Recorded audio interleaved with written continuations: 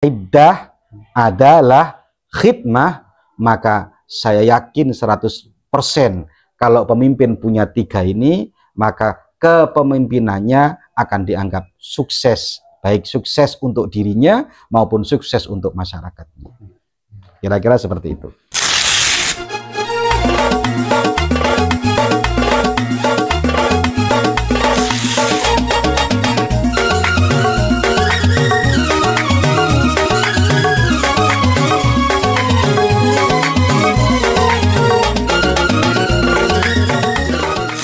Assalamualaikum warahmatullahi wabarakatuh. Selamat datang di konten rutinitas Media Center Mar'ani, yakni Sowan. Seperti biasa, kita akan membahas tentang topik-topik yang relevan terhadap masyarakat kita, juga topik-topik yang menarik untuk kita bahas.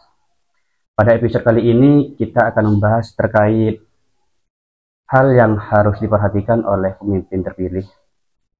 Dalam tema ini bukan hanya mencakup kepada umat muslim, melainkan terhadap masyarakat luas. Karena pemimpin yang baik itu yang akan menciptakan masyarakat yang adil, harmonis, dan penuh berkah. Pada kali ini telah bersama kami, yakni Gus Syakur Dewa. Beliau merupakan pakar kajian keislaman yang sering membahas terkait kepemimpinan. Assalamualaikum, Gus. Waalaikumsalam warahmatullahi wabarakatuh. Jadi gini, Gus, seperti yang telah kita ketahui bersama, seorang pemimpin itu memiliki sebuah amanah yang besar. Ya, betul. Tentunya harus ada sebuah prinsip yang dimiliki oleh seorang pemimpin. Apa prinsip yang harus dimiliki seorang pemimpin itu dalam kacamata Islam? Baik, terima kasih atas waktunya. Alhamdulillah, semoga silaturahimnya kawan-kawan, sowannya kawan-kawan ini membawa berkah juga kepada pesantren Darut Tauhid di Desa Patemon ini. Memang saat ini kita, besok ini berarti hari Rabu ini kita akan mengadakan pilkada serempak. Setelah itu sudah selesai panas-panasnya politik. Hari Kamis yang akan datang sudah tugasnya para pemimpin untuk mengemban amanah, kan begitu? Ya, ya. Maka bagaimana beberapa ilmu-ilmunya para ulama ini sampai kepada mereka, bukan untuk tujuan menggurui kepada mereka ini. Saya yakin beliau-beliau lebih paham daripada kita, tapi kata Rasulullah Shallallahu Alaihi Wasallam, dawuhnya Kanjeng Nabi, sampaikan walau bikil matin, walaupun hanya beberapa kalimat, agar kita saling menasihati. Yang pertama, apa prinsip-prinsipnya seorang pemimpin agar pemimpin itu menjadi sukses?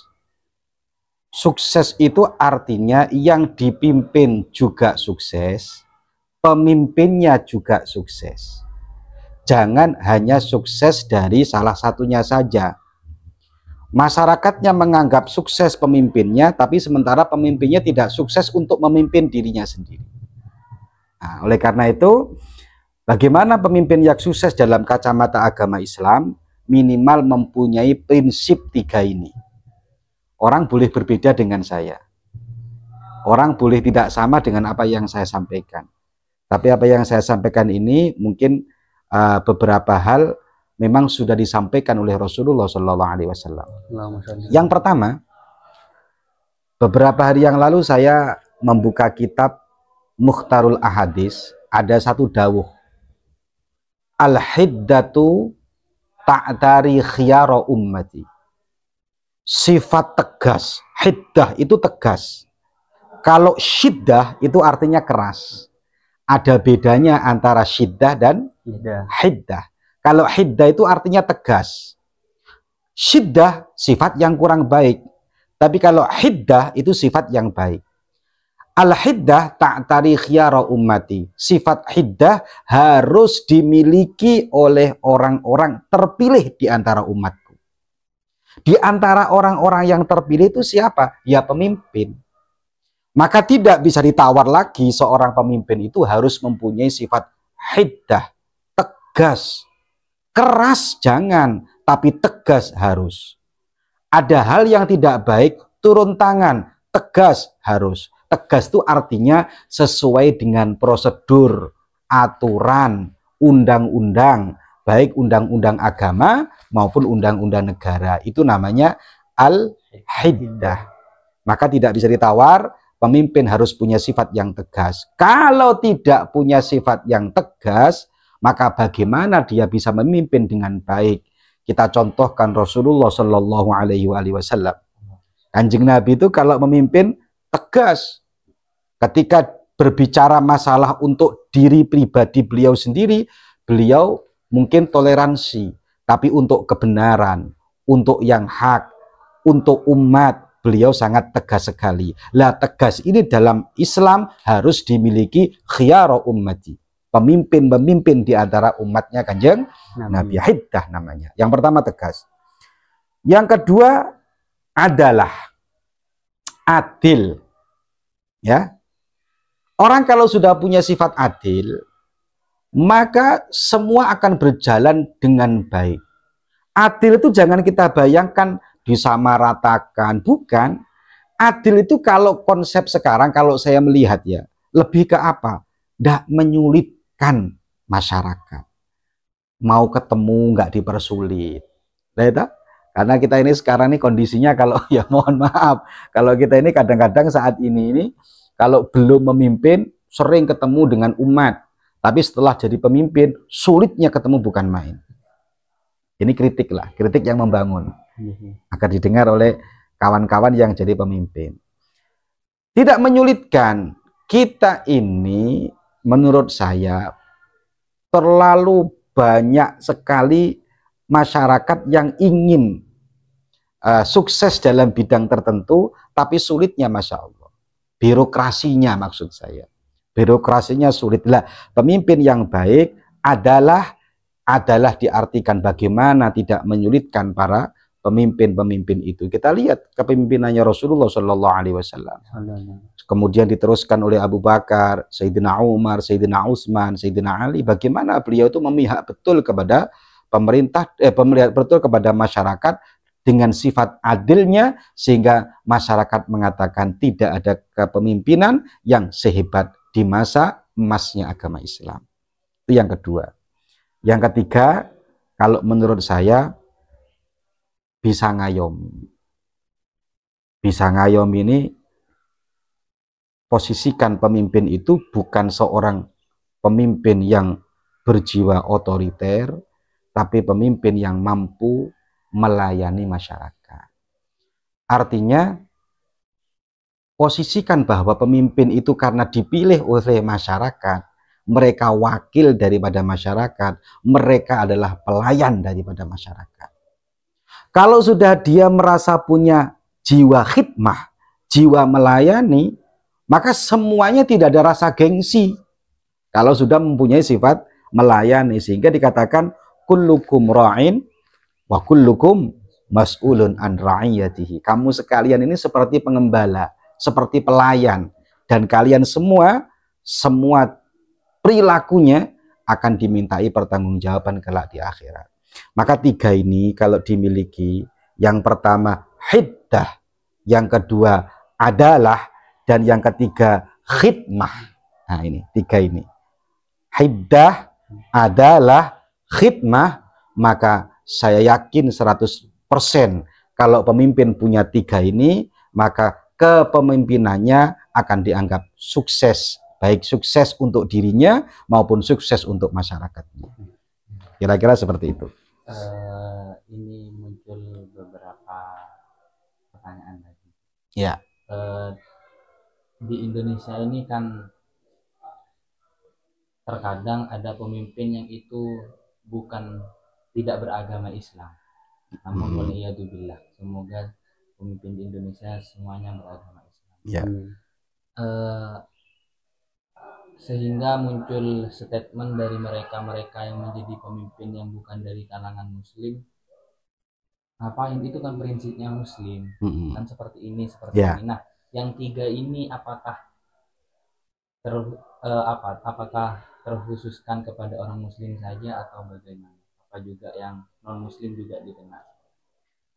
Jadi begini, lah ini penting ini ya, penting ini. Indonesia ini masyarakatnya majemuk. Jangan kita berpikir Indonesia itu negara Islam.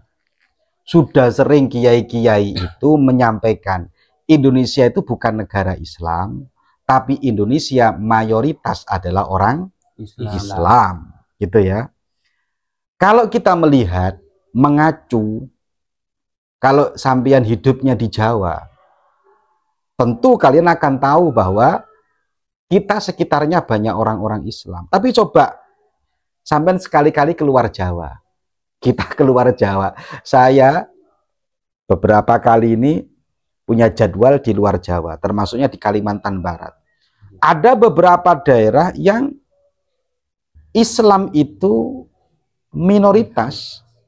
Bahkan saya pernah masuk ke sebuah daerah yang satu kabupaten itu hampir non-muslim semua.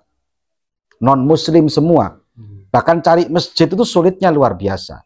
Saya pernah masuk ke pedalaman di Kalimantan itu, semuanya banyak non-muslimnya, orang Islamnya hanya sekian persen. Tetapi hebatnya Indonesia ini, Mas. Hebatnya Indonesia. Toleransinya luar biasa.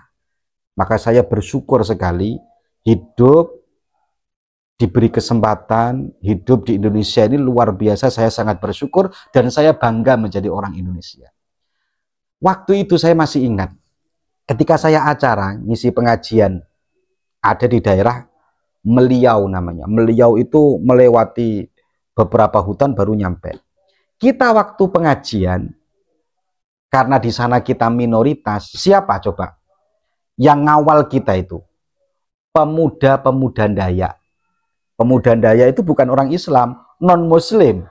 Mereka ngawal kita. Dan rukunnya luar biasa. Artinya di Indonesia ini modal utama toleransi itu sudah ada. Modal utama toleransi sudah ada. Lah bagaimana kalau sudah modal utama toleransi sudah ada, maka kepemimpinan siapa saja yang memimpin, terutama di Jawa, ini rata-rata yang jadi pemimpin adalah orang-orang Islam, maka saya anjurkan konsepnya Kanjeng Nabi, yaitu ketika Kanjeng Nabi masuk ke kota Yathrib, kota Madinah. Kan Madinah itu nama aslinya Yathrib, karena yang membangun kota itu namanya Pak Yathrib. Jadi ini masih kadang-kadang mahasiswa nggak ngerti ya, Yathrib. Jadi Madinah itu nama aslinya Yathrib. Makanya Kanjeng Nabi kan hijrahnya kan 2 kali. Sebelum ke Yathrib, Kanjeng Nabi ke Habasyah. Baru setelah itu ke Yathrib. Yathrib itu nama asli daripada kota Madinah, karena yang membangun kota itu namanya Pak Yathrib, keturunan daripada Nabi Nuh. Pak Yathrib bin Lauh bin Amlik bin Sam bin Nuh bin Lami bin Matusalih bin Idris bin Yadir bin Halil bin Kinan bin Anasi bin Sis bin Adam alaihissalam. Nah, saya kalau sejarah hafal semua ini. Ya. Sudah. Kanjeng Nabi ketika masuk kota Yathrib, luar biasanya Kanjeng Nabi. Maka wasiqatul Madinah atau piagam Madinah ini sangat ideal ditiru oleh orang Islam maupun ditiru oleh non-muslim. Artinya dijadikan pegangan orang Islam pun cocok, dijadikan pegangan non-muslim pun cocok. Apa coba? Asik. Ketika Kanjeng Nabi membuat undang-undang, Madinah itu menurut saya ketika Kanjeng Nabi waktu hijrah itu, saya membayangkan seperti Indonesia saat ini. Bagaimana? Majemuk di sana. Ada suku Yahudi, ada Nasrani, ada Islam. Islam pun dibagi 2, ada Islam pribumi, ada Islam pendatang yang dibawa Kanjeng Nabi waktu hijrah. Kan? Kalau kita melihat majemuk Kanjeng Nabi ketika memimpin pertama kali kota Madinah. Kanjeng Nabi, orang Yahudi waktu itu nggak suka.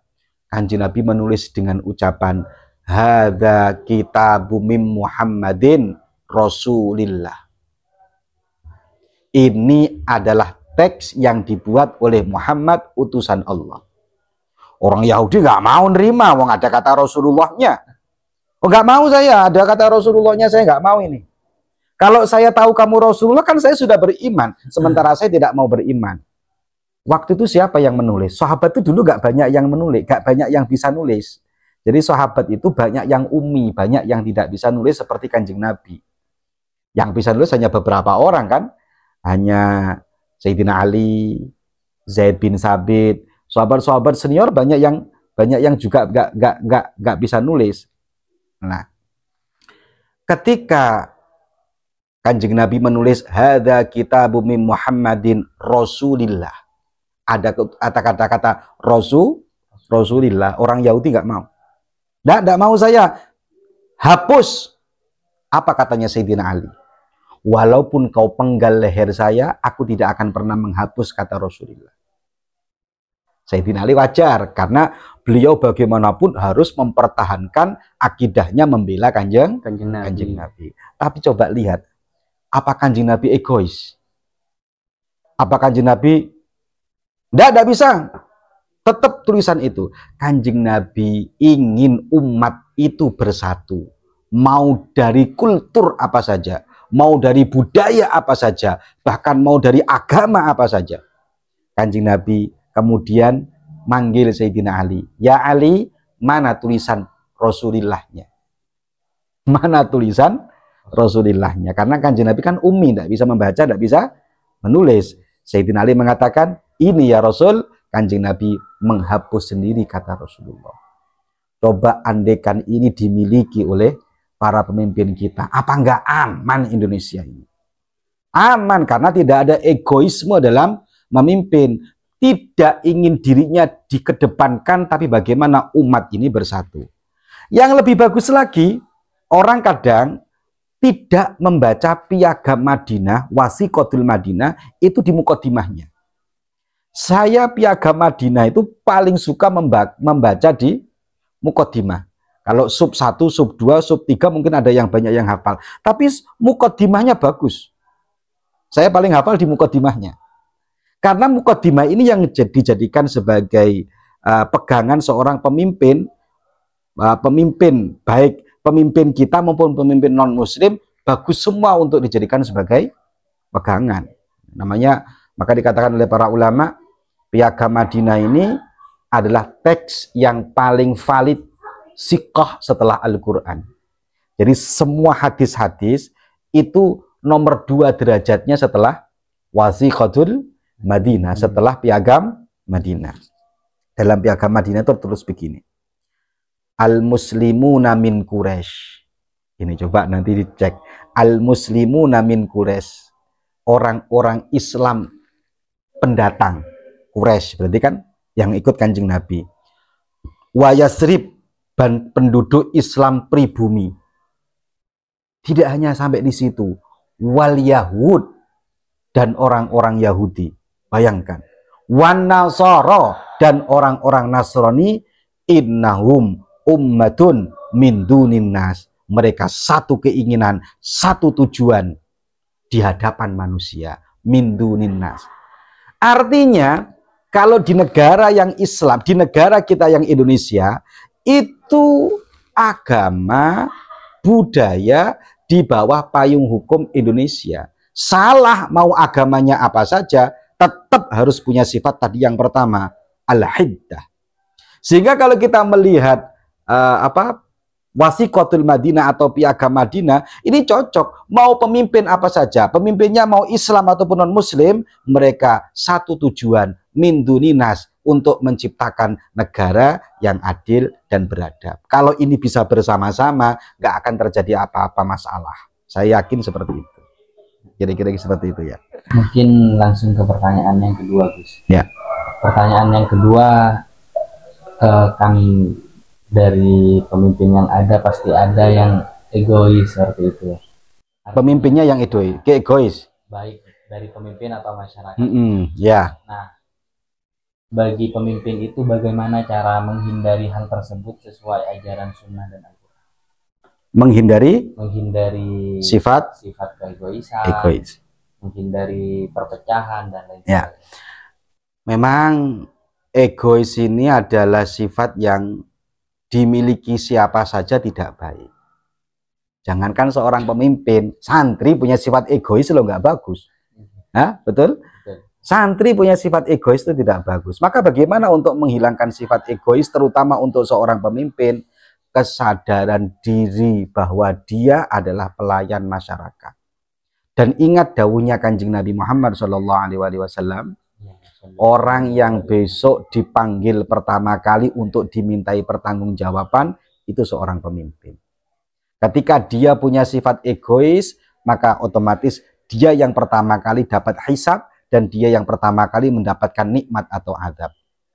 Kalau pemimpin yang adil tidak mengedepankan egoisnya, kita teringat. Ayo, sekarang pemimpin-pemimpin ingat ini. Ada salah satu dawuh punya Rasulullah, saya paling suka ketika membaca ini. Sab'atun yuzilluhumullah yauma la zilla illa zilluh. Ya kan? Sab'atun yuzilluhumullah fi zilli la zilla illa zilluh. Di hari yang dimana yauma la zilla illa zilluh, tidak ada naungan kecuali naungannya Allah. Hanya 7 orang yang dapat naungannya Allah. Siapa? Salah satunya al-adil, al-imamul adil, pemimpin yang adil. Lah, kalau sudah kita berpikirnya ke sana, makanya saya mulai awal menegaskan, pemimpin itu tidak hanya baik untuk memimpin orang lain, tapi juga memimpin dirinya sendiri. Buat apa untuk dirinya sendiri kok dia harus baik? Karena dia punya tanggung jawaban besok di hadapan Allah. Kullukum ra'in wa kullukum mas'ulun an ra'iyati. Maka kalau itu sudah bisa dia kesadaran diri kita dengan banyak tafakur, dengan banyak membaca, dengan banyak ilmu, saya yakin egois bisa dihilangkan pelan-pelan. Tapi kalau sudah jadi watak ya repot ya. Kalau sudah jadi watak ini yang paling sulit sekali. Kira-kira seperti itu. Ya.